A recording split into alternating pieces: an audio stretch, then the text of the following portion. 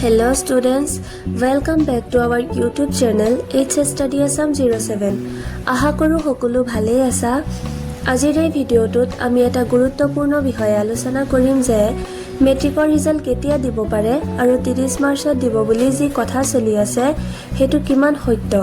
ছাত্ৰ-ছাত্ৰীসকল এই সময়ত হয়তো তোমালোকৰ মনত অলপ ভয় অলপ আশা দুইটাই মিলি আছে। ৰিজাল্টৰ বাবে এবাৰ এপ্ৰিল মাহৰ প্ৰথম সপ্তাহত ৰিজাল্ট ঘোষণা কৰে। হেয়ে অলপ ধৈৰ্য ধৰি আকৌ লগ পাম নতুন এটা ভিডিঅ'ত। Bye bye.